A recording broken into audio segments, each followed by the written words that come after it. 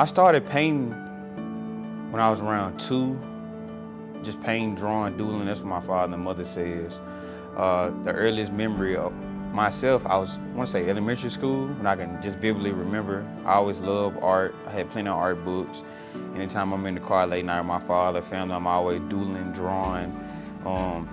I'm at a family function, instead of watching TV or playing with toys, I'm always finding a piece of paper, cardboard, some ink, markers I'm getting my hand on. So art has been a big motivator in my life, and it, in a sense, kind of shaped my personality.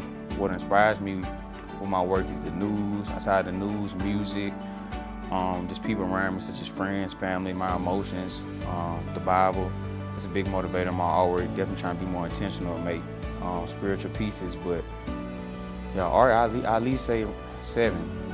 It's when I can vividly remember. But as far as starting when I was young, I say 2.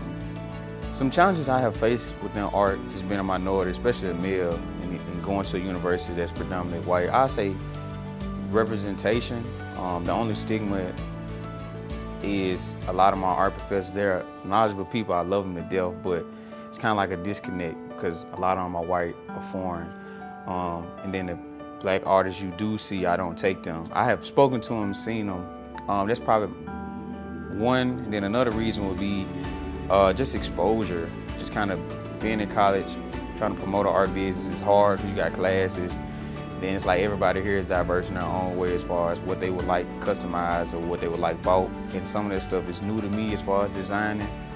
Then another thing I can probably think of as a challenge, really just promote myself more on social media. Just trying to find better ways to have an art video make it engaging without it being redundant.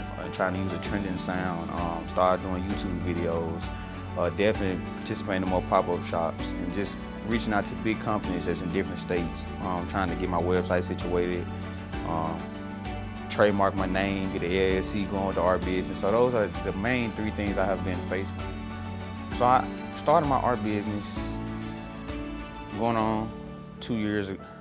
Well, this summer makes 2 years of me having it. And it all came about, I was working at Amazon, and before Amazon, I honestly really neglected art.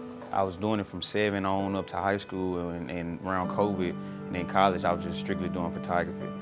But went home over the summer, got hurt at Amazon, so I couldn't do photos, so I ended up hurting my shoulder. And I was like, okay man, let me get back into painting, because I haven't painted in so long. So I started off doing abstract work, just throwing paint on the canvas, put my own spin on it.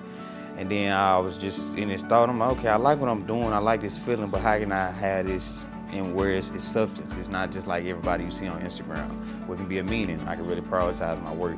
So after playing around trying to redevelop my style, because before then I was always drawing and doodling on paper. So painting I love to do, but I didn't do it as much. So now I'm spending the whole summer leading to college. I found my aesthetic, I found my style, and the business I ended up naming it is Complacent Priority. And the reason why I call it Complacent Priority is because I strive to create art that motivates individuals.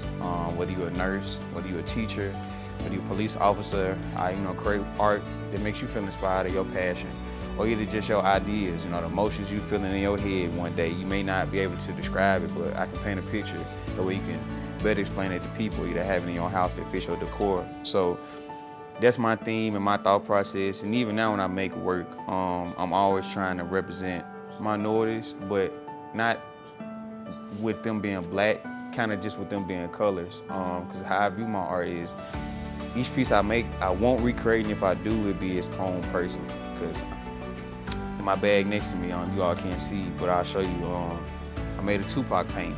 And when you all see that, you can be like, oh, that's nice. And I plan on doing another one, but it won't look that way. It won't evoke that same feeling because, like I said, Tupac, that paint itself is his own person. So I'm excited moving forward into 2024 on my art business. I have a big show coming up next week back home in Memphis, highlighting my 2nd annual art show. But stay tuned to Complacent Priority. The name start ringing bells more out here in the 615. And I'm excited to see how everything turns out.